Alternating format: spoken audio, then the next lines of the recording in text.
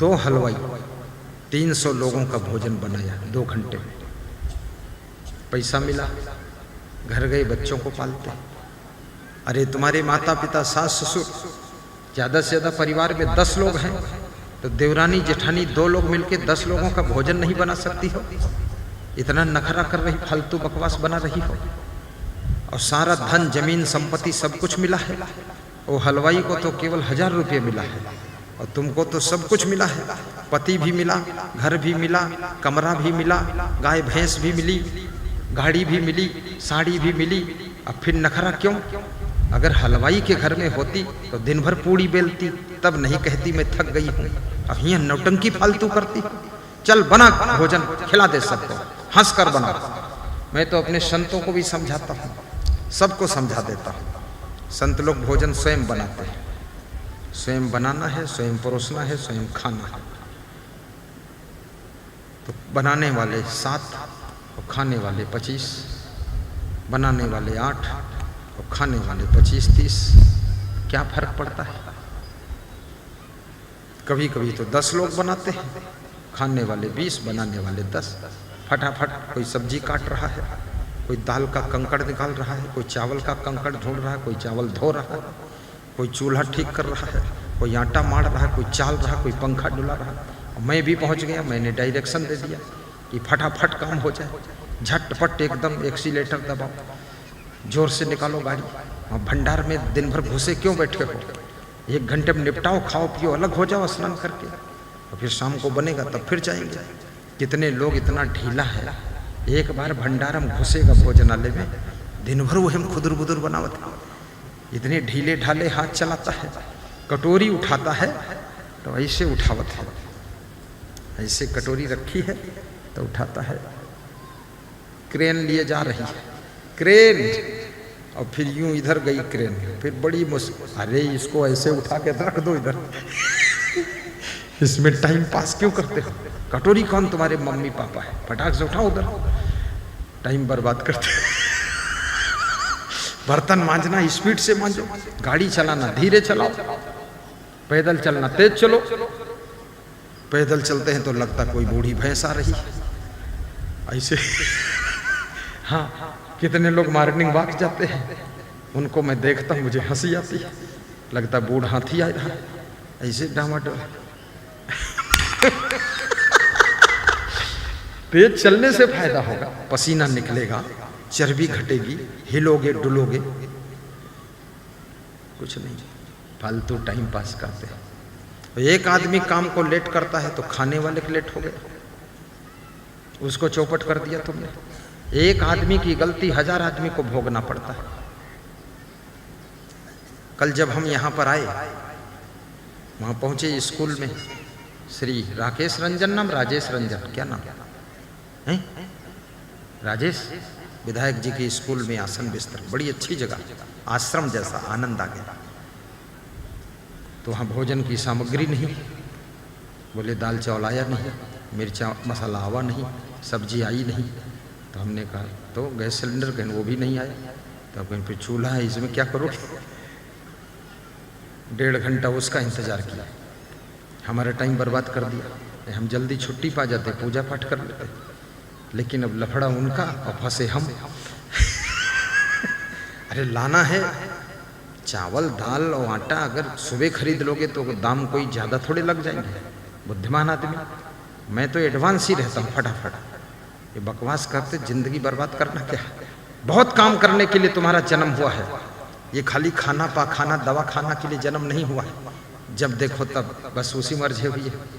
सवेरा हुआ तेल घी साग लाना, दोपहरी हुई बाल बच्चे खिलाना, और वही सांझे आलस से निद्रा सताती, और घर में लड़ाई रात में होती, और फिर सुबह जाग जाते, और फिर तेल साग इकट्ठा करते, फिर वही बकवास, चकई के चकधुम मकई के लावा, तिकड़ी के तिकड़म, कभी छुट्टी नहीं उनका।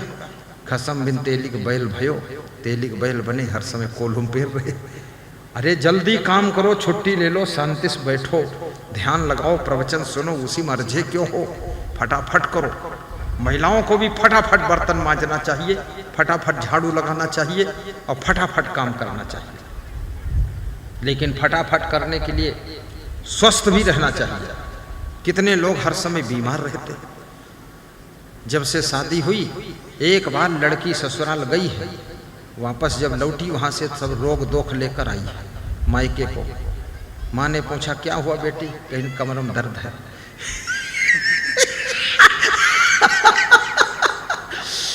पिताजी पूछन क्या है? बोले सिर दर्द हो रहा है। तो कहाँ से हुआ? कौन दी सिर दर्द? कहीं पति देव दीन प्रसाद। सिर दर्द क्या? और कमर में दर्द? कहीं सासू कमर में दर्द पैदा कर दी। अरे इतनी दर्द कहाँ से आई है? वहां ससुराल गई हो, बैठी रहती हो, काम नहीं करती हो, सब चर्बी बढ़ी है, नशे सब जाम हो गई है, दर्द तब पैदा भया। न उमा सासू गलती न पति गलती। दौड़ दौड़ कर काम करो। और ये तुम्हारा पति जो समोसा चुट्टा खरीद कर लाता कमरे में बैठकर खाती हो, इसी से दर्द पैदा हो। मत खाओ। क्यों खाती हो? समोसा में क्या रखा? उसके अंदर आलू भरा है, मसाला भरा है। वो 3 कोने का समोसा देखी ललचाएगी, खाई ले। जलेबी भी मत खाओ। कितना कचौड़ी पकौड़ी समोसा जलेबी मीठा कम खाना चाहिए। ससुराल में जाकर के सब कचरा गंज बना दिया तुमने। मत खाना।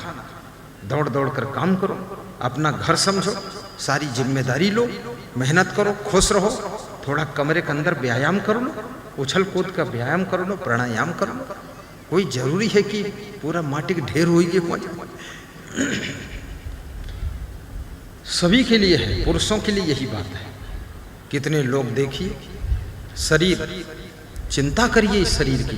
ये शरीर चिंता के योग्य है। शरीर स्वस्थ रहना चाहिए आपका, क्योंकि शरीर ही साधन है।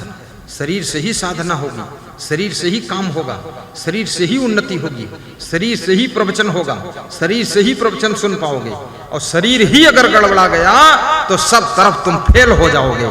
इसलिए शरीर को संभालने के लिए पैदल चलना भी अनिवार्य है, धूप लगना भी अनिवार्य है, हवा लगना भी अनिवार्य है, और कम खाना भी अनिवार्य है, खुश रहना भी अनिवार्य है, गहरी नींद सोना भी अनिवार्य है, और व्यायाम करना भी अनिवार्य है, और प्रेम से रहना भी अनिवार्य है। टेंशन मुक्त प्रबंधन कीजिए, चिंता टेंशन मत हो, ऐसा काम कीजिए।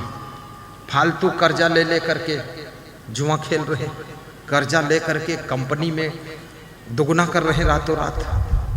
कितनी ठग कंपनियां आई हैं, उनमें खूब लोग ठगाए। लोन ले लेकर, कर्जा ले लेकर, उधार ले लेकर, रिश्तेदारों से ले लेकर, दोस्तों से ले लेकर उसमें जमा किया। कंपनी कहती 10 लाख जमा करो, 3 महीने बाद 20 लाख देंगे। लोभी दास फंस गए और 3 महीने बाद कंपनी भाग गई। अब घाम घूम रहे ठन ठन गोपाल, कुछ नहीं बचा।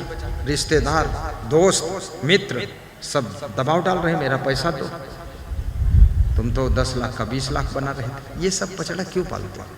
रातों रात कभी करोड़पति बनने की जरूरत नहीं है।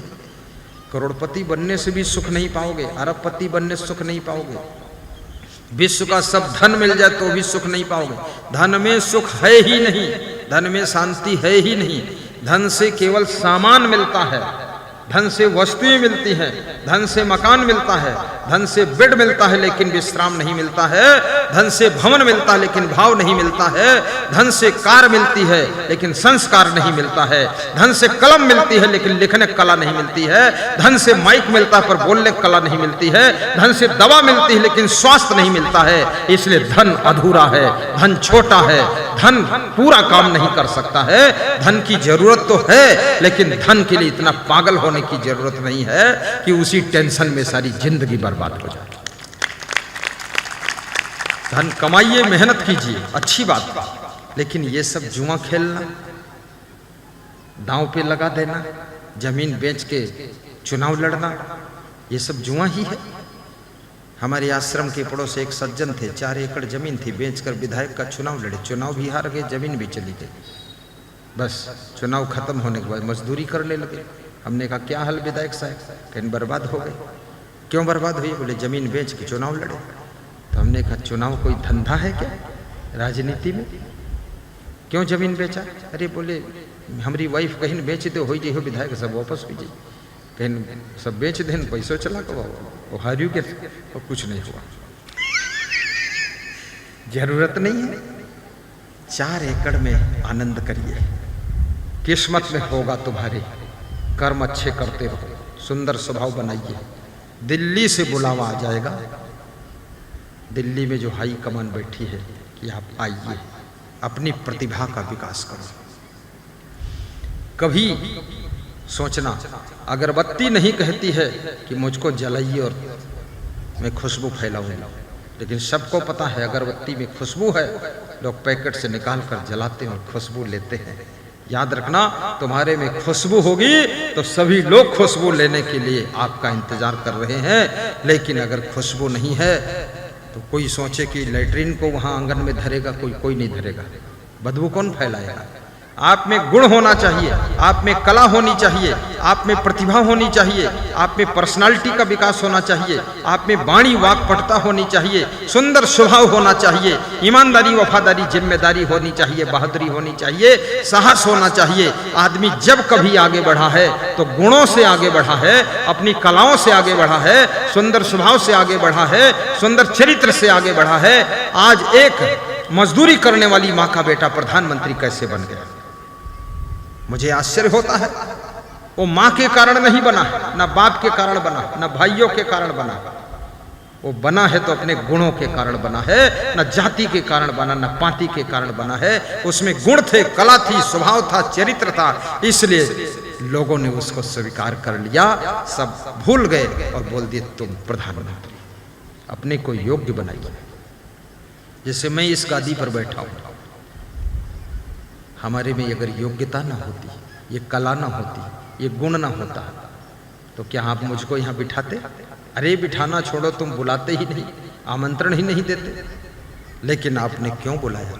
क्योंकि समझते हैं आप उनको बुलाएंगे, यहाँ बिठाएंगे, प्रवचन सुनाएंगे, हमारा घर सुधरेगा, माताएं सुधरेंगी, गांव सुधरेगा, हमारा जीवन अच्छा बनेगा और उनकी वाणी से हम लोगों का कल्याण होगा। इसलिए आपने बुलाया है। आप में योग्यता होगी, बहुत लोग आपको चाहने वाले हैं। इसलिए योग्य बनो, महान बनो, गुणवान बनो। और धन तो उनकी शरण में आता है। धन किसके पास आता है? आज बता देता हूं, खुलेआम बता देता हूं। सिंपल सा फार्मूला है, दारिद्र नाशनम दानम। जिसके घर में दरिद्र है वो दान करना शुरू करे, उनके घर का दरिद्र दूर होगा। अब दान कब कर पाओगे? जब गुरु जी से बहुत प्रेम होगा तब दान करोगे। अब गुरु जी से जब बहुत प्रेम होगा तो उनका सत्संग भी सुनोगे। जब सत्संग सुनोगे तो ज्ञान मिलेगा, और ज्ञान मिलेगा तो आचरण कर्म बुद्धि सब शुद्ध हो जाएगा। और जब शुद्ध हो जाएगा तो उन्नति शुरू हो जाएगी। तो दिया तो 100 रुपया दान, और जब सब शुद्ध हुआ तो आना शुरू हो गया लाखों रुपया। इसलिए याद रखना, गुरु को दान देने से आपका प्रेम होगा तभी दान दे पाओगे। ऐसे दान नहीं दे सकते आप, कोई नहीं दे सकता। दान कौन करेगा? जहां जहां तुम्हारा प्रेम होता है, लगाव होता है, वहीं तुम पैसा निकालते हो। लोग कहते वो बड़े कंजूस है। कंजूस तो कोई है ही नहीं, सब बहुत उदार है, बड़े दाता है। अगर दारू में तुम्हारा प्रेम है तो दारू के लिए 500 का नोट तुरंत निकाल दोगे। और गुरु जी से प्रेम नहीं है तो 5 रुपया भी तुम नहीं निकाल पाओगे। अगर गुरु जी से प्रेम है तो 1000 का नोट निकाल दोगे। और दारू से प्रेम नहीं है तो 1 रुपया दारू के लिए नहीं निकालोगे। एक सज्जन कह रहे थे, दूध 100 रुपया का किलो पिला दूंगा, लेकिन दारू 1 रुपये का नहीं पिलाऊंगा। कह रहे थे भोजन खाओ, दाल चावल सब्जी रोटी खीर पूड़ी खिला दूंगा 500 का, लेकिन 5 रुपये की मछली नहीं खिलाऊंगा तुमको। मेरा उसमें कोई भरोसा नहीं, मैं विश्वास नहीं करता। शाकाहारी हूं। जहां तुम्हारा प्रेम होता है। लोग ऑर्केस्ट्रा डांस कराने के लिए नाचने कूदने वालों को लाते हैं, लाखों रुपया खर्च करते हैं। कैसे खर्च करते हैं? पैसा नहीं निकालते, कैसे निकलता है? वहाँ उनको प्रेम है, वहाँ रुचि है, उसमें लगाव है, इसलिए पैसा वहाँ के लिए निकल गया। तुम उनसे चंदा लेने जाओ सत्संग के लिए तो कहते हम नहीं देंगे, हम नहीं देंगे। हम कहाँ देंगे? बस ऑर्केस्ट्रा डांस होगा उसमें देंगे। जहाँ जिसका लगाव है वहाँ के लिए तन मन धन सब न्यौछावर होने लग जाता है।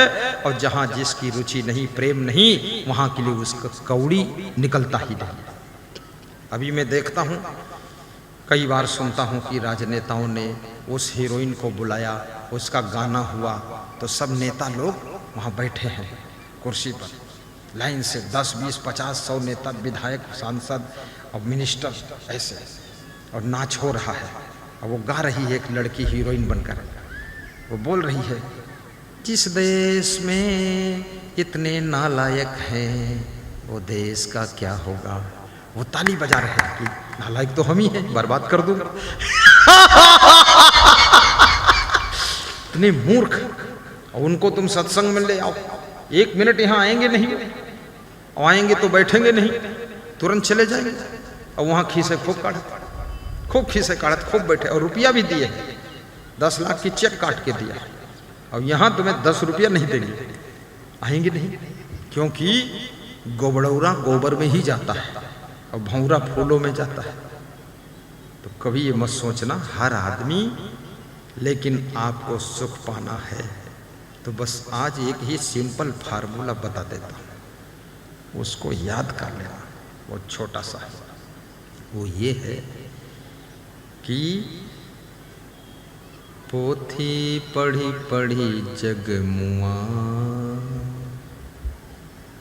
पंडित हुआ न को। आपको याद है ये? गाओ, तुम गाओ, हम सुने। मत गाओ, तुम झंझट में क्यों पड़ोगे? हम लोग गाते थे। गा दो बाबा, 5 लोग गाते तो। पोथी पढ़ पढ़ जग मुआ, पंडित हुआ न कोई, ढाई अक्षर प्रेम का, पढ़े सो पंडित होय। ढाई अक्षर प्रेम का, पढ़े सो पंडित होय।